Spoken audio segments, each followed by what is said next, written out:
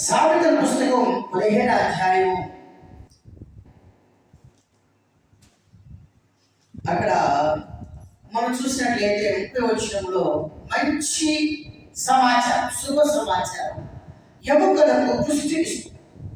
కొరింథీ రాసిన పత్రిక పౌలు గారు చెప్తున్నారు. కొరింథీ రాసిన మొదటి పత్రిక 1వ అధ్యాయంలో 18వ వచనం ఇలా అంటున్నాడు. పౌలు గారు ఇలా చెప్తారని మొదటి కొరింథీ అధ్యాయ 1వ అధ్యాయ 18వ వచనం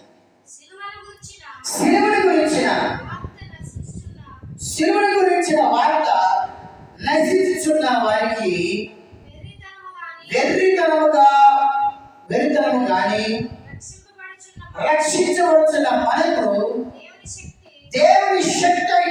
హల్లెలూయా చెప్పండి, హల్లెలూయా చెప్పండి. రక్షించబడుచున్న ఒకసారి చెప్పండి, రక్షించబడుచున్న నాకు దేవుని శక్తి. చెప్పండి, దేవుని శక్తి. అందుకే శుభ సమాచారం యేసు ప్రభు గురించి శుభ సమాచారం వినాలి. లూకా సువార్త 1వ అధ్యాయం 10వ వచనం చదువుకున్నాం.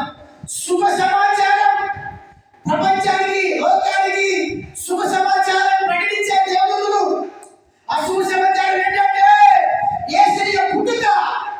శుభ సమాచారం యేసు ప్రభువు చెప్పారు తన శిష్యులకు మత్తయి సువార్త 10వ అధ్యాయం 10వ వచనంలో, ఎవరెవరి ఇంటికి మీరు వెళ్తున్నారో ఆ ఇంటికి శుభమని చెప్పండి.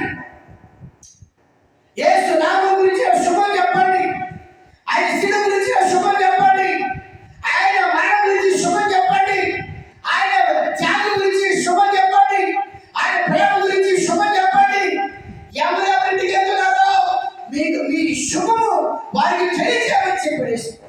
అయితే అపోస్తలులు ఏం ప్రకటిస్తారంటే 1వ కొరింథీ 1వ అధ్యాయం 18వ వచనం చూస్తే, రక్షించబడుచున్న మనకు ఆ మాట, ఆ శుభ సమాచారం దేవుని శక్తి అంటారు. చెప్పండి, సామెతలు 15వ అధ్యాయం 30వ వచనం ప్రకారంగా మంచి సమాచారం ఎముకలకు పుష్టినిస్తున్నది.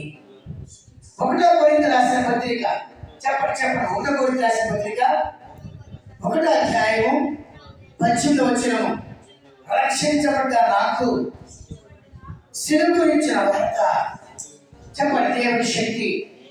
రక్షించబడ్డ నాకు శిలువ గురించిన వార్త, దేవుని శక్తి. ఒకసారి చెప్పండి, శిలువ గురించిన వార్త, రక్షించబడిన నాకు దేవుని శక్తి. హల్లెలూయా. నువ్వు దేవుని శక్తి గురించి వింటున్నావు.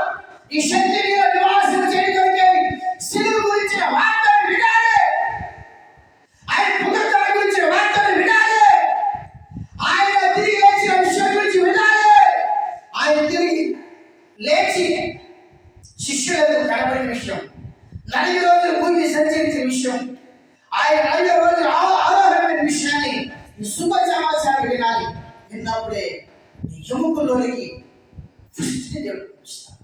ఎముకలో శక్తి కలుగుతుంది.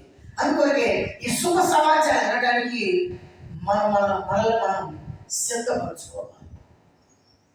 ఆమోసు రాసిన పుస్తకం రాయబడింది, మీరు దేవుని సన్నిధిలో రావడానికి మిమ్మల్ని మీరే సిద్ధపరచుకోండి. దేవుని సన్నిధిలో రావడానికి మిమ్మల్ని మీరే సిద్ధపరచుకోమని వాక్యం రాయబడింది. మరి దినాల్లో, ఈ చివరి దినాల్లో, కడవ దినాల్లో, అంత్య దినాల్లో ఉన్న మనము సిద్ధపరుచుకున్నాము. సిద్ధపడి దేవుని సన్నిధికి వస్తున్నామా, సిద్ధం లేకుండా మనం దేవుని దగ్గరికి వస్తున్నాం అనేది ఒకసారి మనం పరీక్షించుకోవాలని దేవుని సేవకులుగా హెచ్చరిస్తున్నాం. దేవుని వాక్యం రాయబడింది, చదవండి. ఆమోసు రాసిన పుస్తకం, ఆమోసు ప్రవక్త ఆమోసు 4వ అధ్యాయం 12వ వచనం చదవండి. Page number 757. ఆమోసు రాసిన పుస్తకం, ఆమోసు ప్రవాదన పుస్తక ఆమోస్ ప్రవాదన పుస్తక 4వ అధ్యాయ 12వ వచనం. 4వ అధ్యాయం 12వ వచనం చదువుకుందాం. 3 లేచిపోయిన 3 లేవు.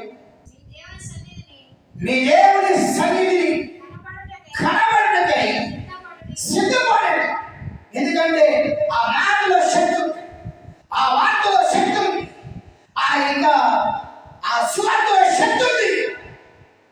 ఆ యొక్క మాటలో ఉన్న ఆ పుష్టిని పొందే నిమిత్తమై సిద్ధపడి రావాలి. సిద్ధపాటు అంటే మనస్సు సిద్ధపరచుకోవాలి.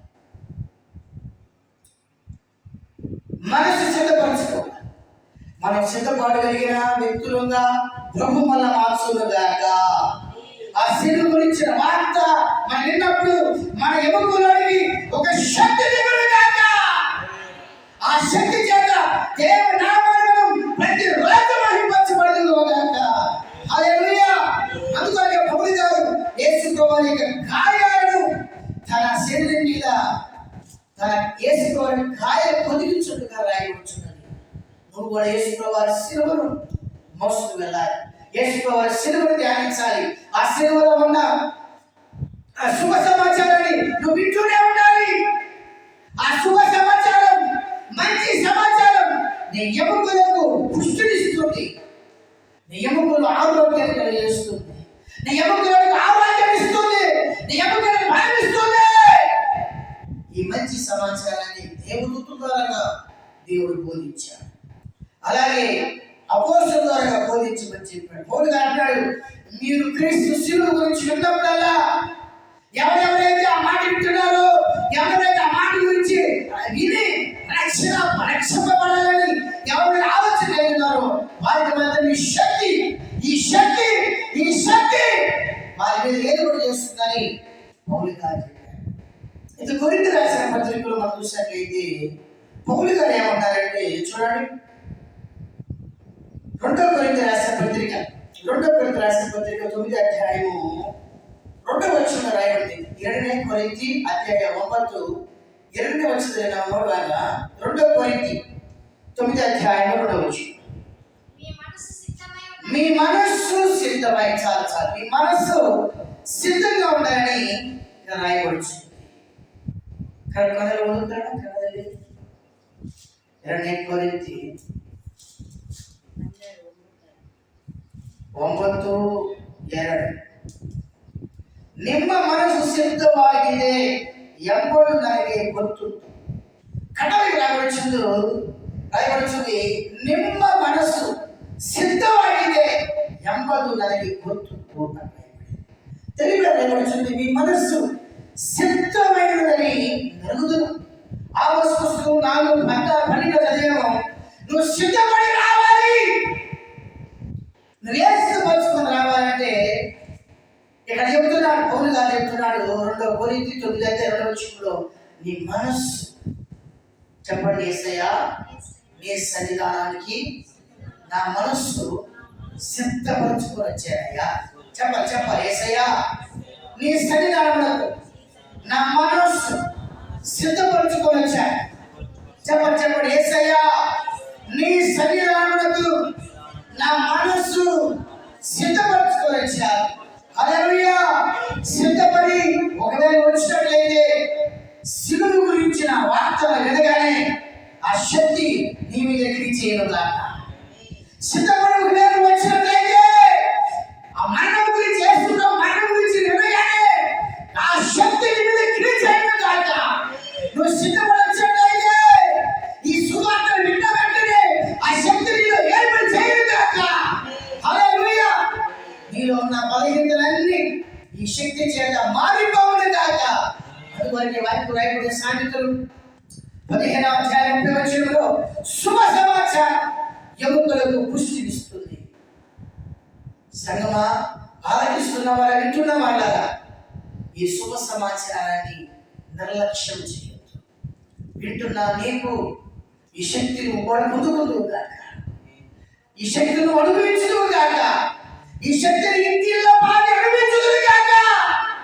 ఈ శిలువ కార్యాలు నీ దేహంలో జరుగుతున్నమై ప్రభు కృప అనుగ్రహించుగాక. దేవుని మాటలు దేవుడు తన శిలువ మరుగున, శిలువ చాటున దీవించి ఆశీర్వదించుగాక.